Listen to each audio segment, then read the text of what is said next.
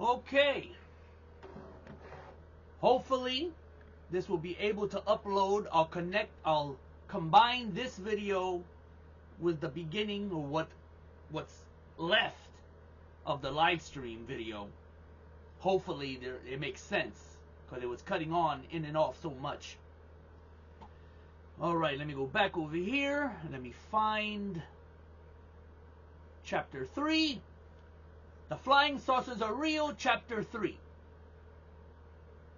Just the idea of gigantic flying discs was incredible enough.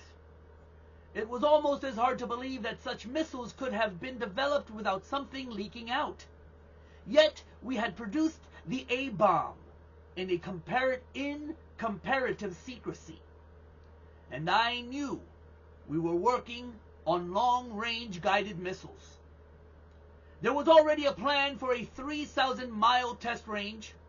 Our supersonic planes had hit around 2,000 miles an hour. Our two-stage rockets had gone over 200 miles high, according to reports. If an atomic engine had been secretly developed, it could explain the speed and range of the saucers. But I kept coming back to Mantell's death, and the Air Force orders for pilots to chase the saucers. If the discs were American missiles, that didn't jibe. When I reached the lobby, I found it was 10 after 4. I called a taxi and made the Congressional Limited with just 1 minute to spare. In the club car, I settled down to look at Purdy's summary. Skipping through the pages, I saw several familiar cases. Here and there, Purdy has scrawled brief comments or suggestions. Beside the Eastern Airline report of a double-decked saucer, he had written, "Check rumor, same type seen over Holland about this date.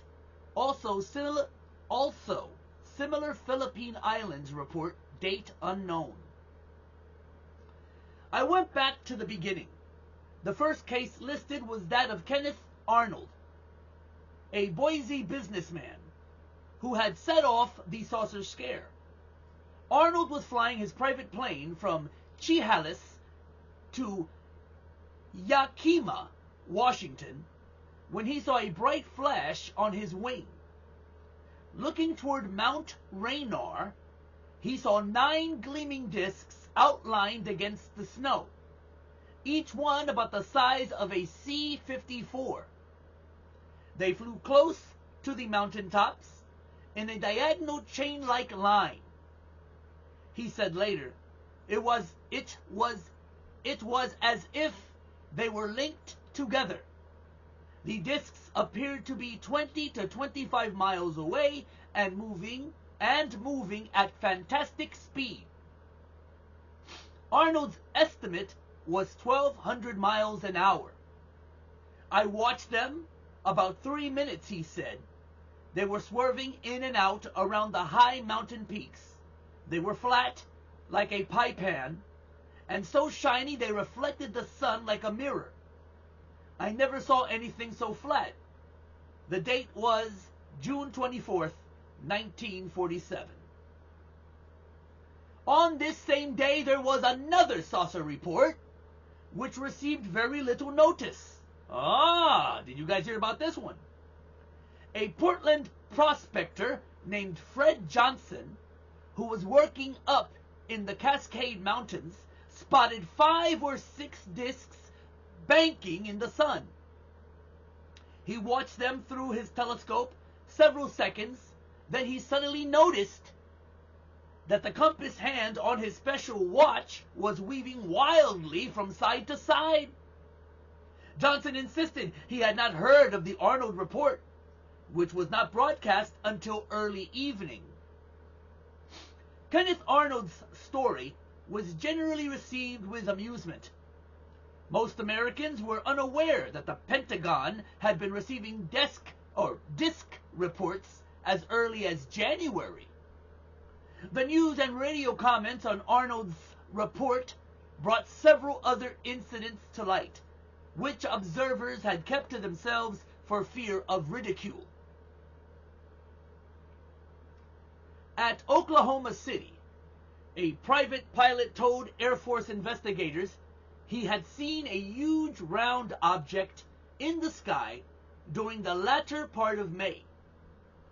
It was flying 3 times faster than a jet, he said, and without any sound.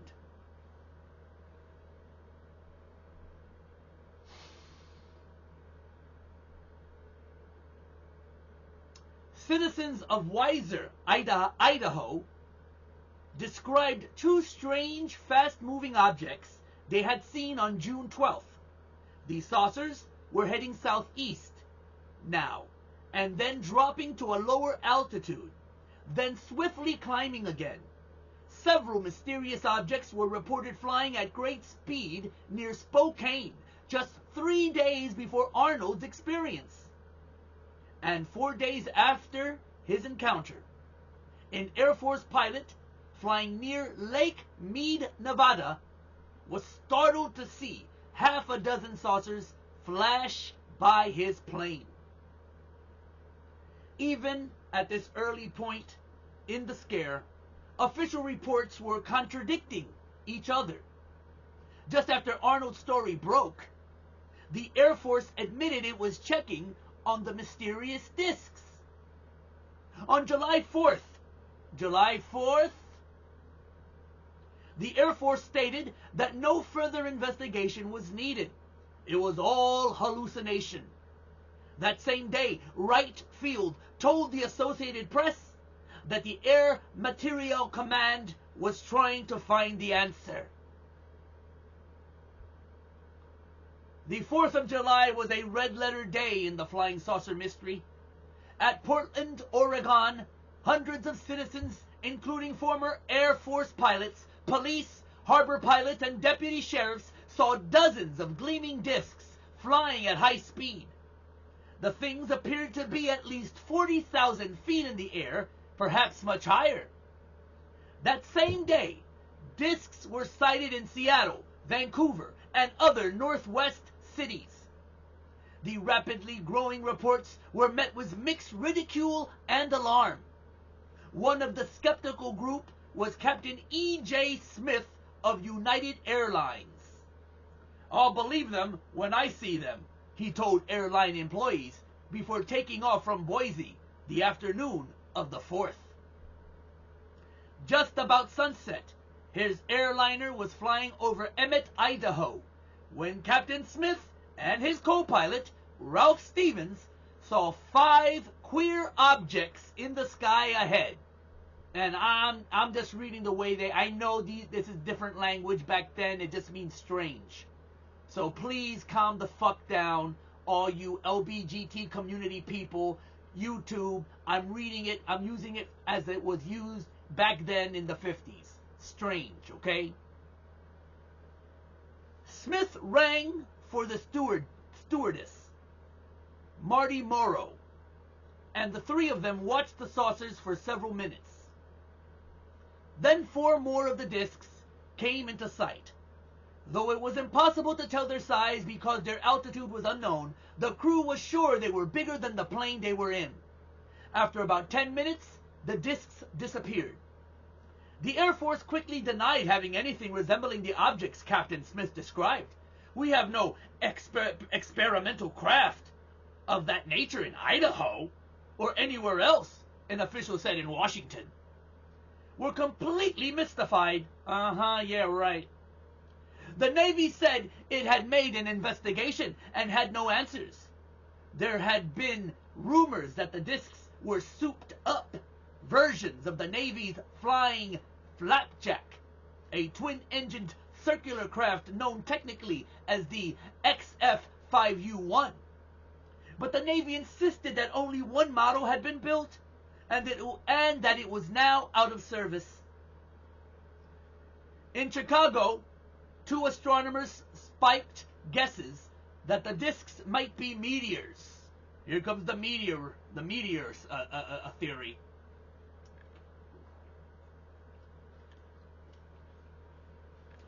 Dr. Gerard Keyhoe,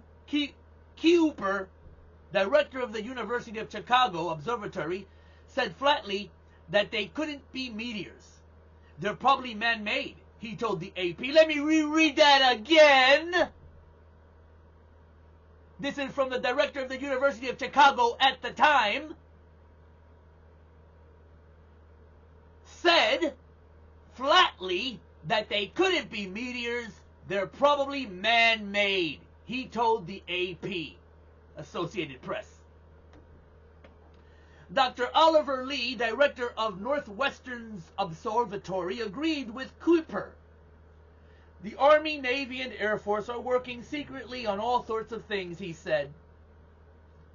This is the reason why they want people not to read this book. That's why this book has never been mentioned. Okay, that's why the author of this book is made fun of and ridiculed on shows like Project Blue Book. Because he was actually reporting what people were saying back in the 50s, late 40s, early 50s. But you motherfuckers, you like the fantasy version. You want the alien, extraterrestrial, Nephilim, biblical shit. That's what you want to know. That's what you're after. That's what makes you have a joygasm. It jerks you off.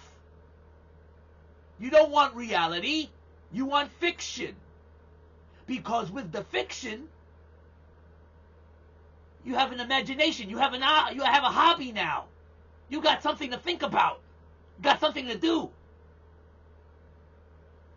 And the worst of you are you people who are trying to add this on to the biblical shit. Y'all the worst. Let me read the rest of this.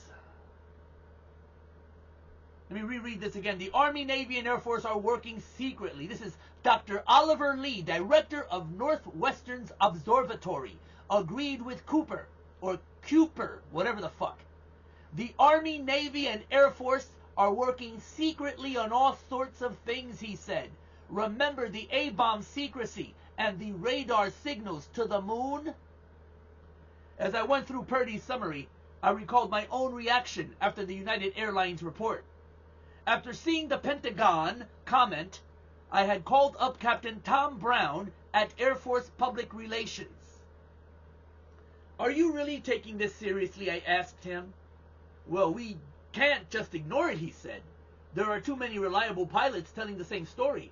Flat, round objects able to outmaneuver ordinary planes, and faster than anything we have. Too many stories tally. I told him I'd heard that the Civil Air Patrol in Washington and other states were starting a sky search. We've got a jet at Muroc and 6 fighters standing by at Portland right now, Brown said. Armed? I've no report on that, but I know some of them carry photographic equipment. 2 days later, an airline pilot from the coast told me that some fighters had been armed and the pilots ordered to bring down the discs if humanely possible. That same day, Wright Field admitted it was checking stories of disc-shaped missiles seen recently in the Pacific Northwest and in Texas. Following this was an AP story dated July 7th, quoting an unnamed Air Force official in Washington. The flying saucers may be one of 3 things. 1. Solar reflection on low-hanging clouds. A Washington scientist asked for comments said this was hardly possible. 2. Small meteors which break up, their crystals catching the rays of the sun. But it would seem that they would have been spotted falling and fragments would have been found. 3. Icing conditions could have formed large hailstones, and they might have flattened out and glided a bit, giving the impression of horizontal movement even though falling vertically. Now I'm going to stop here and say this. This is the government's explanation, okay? An Air Force official in Washington. They know this sounds stupid. They know that their descriptions of what it probably is bullshit. Because they want people to think they're covering it up. That's what's going on here. They want you to think they are covering up the existence. That's the only possible explanation for this. They can't be serious. That's why they contradict each other. They say they're real, but then they say nobody should worry about them. What the fuck? By this time, everyone was getting into the act. The disks are caused by the transmutation of atomic energy, said an anonymous scientist supposed to be on the staff of California Tech. The college quickly denied it. Dr. Vannevar Bush, I wonder if he's related to the Bush family, world-famous scientist, and Dr. Merle Tuvey, inventor of the proximity fuse, both declared they would know of any secret American missiles and didn't. At Syracuse, New York, Dr. Harry Steckel, Veterans Administration psychiatrist, scoffed at the suggestion of mass hysteria. Too many sane people are seeing the things. The government is probably conducting some revolutionary experiments. Let me reread that again. Too many sane people are seeing the things. The government is probably conducting some revolutionary experiments. On July 8th, more discs were reported out of Muroc Air Force Base, where top-secret planes and devices are tested. 6 fast-moving silvery white saucers were seen by pilots and ground officers. And let me just make sure I'm still recording. Okay. That afternoon, the Air Force revealed it was working on a case involving a Navy rocket expert named C.T. Zome. While on a secret Navy mission to New Mexico, in connection with rocket tests, Zome had seen a bright silvery disk flying above the desert. He was crossing the desert with 3 other scientists when he saw the strange object flashing northward at an altitude of about 10,000 feet. "I'm sure it was not a meteor," said Zome. "It could have been a guided missile, but I never heard of anything like it." By this time, saucer reports had come in from almost 40 states. Alarm was increasing, and there were demands that radar be used to track the disks. The Air Force replied that there was not enough radar equipment to blanket the nation, but that its pilots were on the lookout for the saucers. One report mentioned a curious report from Twin Falls, Idaho. The disk sighted there was said to have flown so low that the treetops whirled as if in a violent storm. Someone had phoned Purdy about a disk tracked by weather balloon observers at Richmond, Virginia. Let me repeat that. Remember, these are reports from the late 40s, early 50s. Way before anybody talked about Roswell, talked about the crash, talked about weather balloons, okay? Here's a tale, here's a report of a weather balloon used to track a fucking flying disc. Let me repeat it again. Someone had phoned Purdy about a disc tracked by weather balloon observers at Richmond, Virginia. Oh, the observers who were tracking the weather balloons. They knew the difference between a weather balloon and this fucking thing. They could tell the difference. There was another note on a sighting at Hickam Field, Honolulu, and 2 reports of unidentified objects seen near Anchorage, Alaska. The typed list of worldwide sightings had been made by the staff at True. It contained many cases that were new to me.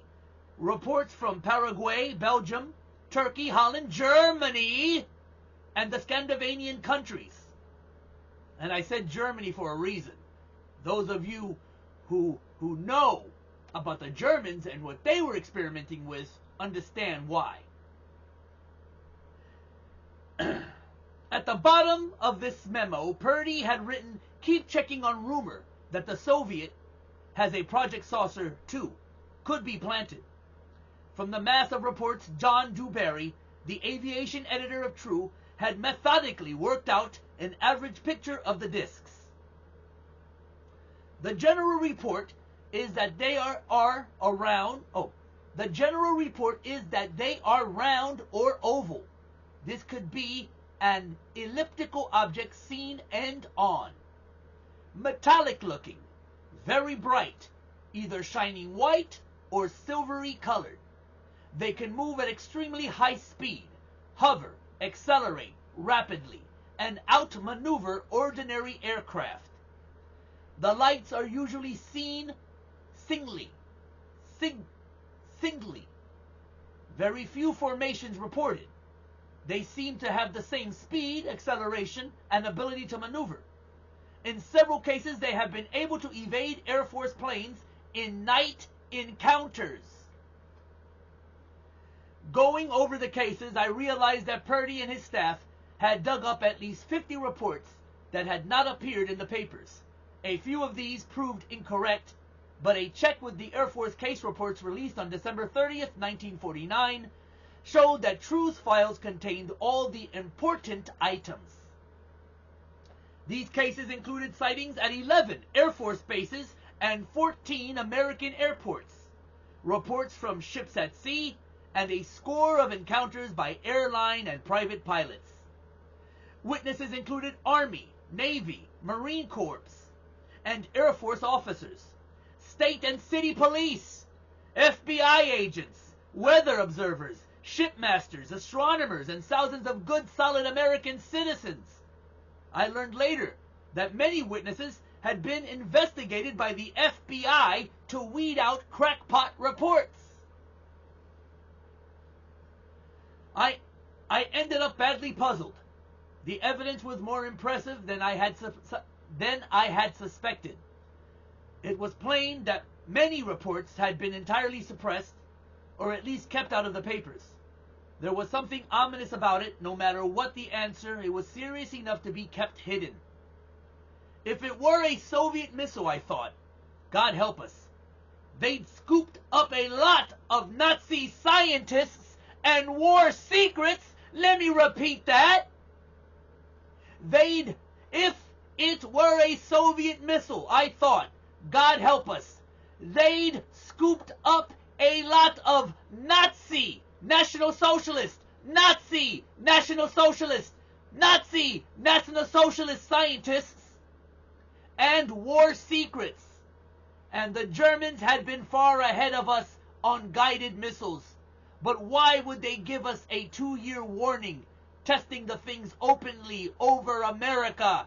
It didn't make sense. And you thought the National Socialists, the real ones, were gone? Nope. The real National Socialists went underground. They have infiltrated every aspect of our society. The master race, the chosen people. Are you beginning to get it? I don't think you are. I don't think you are. You're too stupid. You're too stupid. You want to believe in fairy tales. You want to believe demons, angels. You want to believe aliens, interdimensional beings, Nephilim. You guys are the worst. Those of you who tied all this UFO shit, and I'm talking about the fake UFO shit, you've done it a very big disservice. Okay? You've done us a very big disservice. By combining biblical and religious shit to it, you have sealed your fate. You have sealed your fucking fate. You're going to be slaughtered. You're going to be slaughtered. As I was saying earlier, I was asking, what's going to happen with those of us who are skeptical that these are extraterrestrial or interdimensional beings? What are some of us going to do who are not going to accept it? And what's going to happen to us if we don't accept it? And as I said, I think a lot like what happened on that show V. Remember the V? Visitors TV show where David fucking Icke got most of his shit from? That's right, David Icke. You shit storytelling. You're just as bad as Steven Spielberg. You're worse though, because you took the plot from V. You sprinkled some of that G.I. Joe the movie Cobra La shit on it. And you got a lot of people believing that these are reptilian. Yeah, they're reptilian, all right. They're reptilian as far as their thoughts are. They're cold-blooded. They kill. They're reptiles, all right, mentally.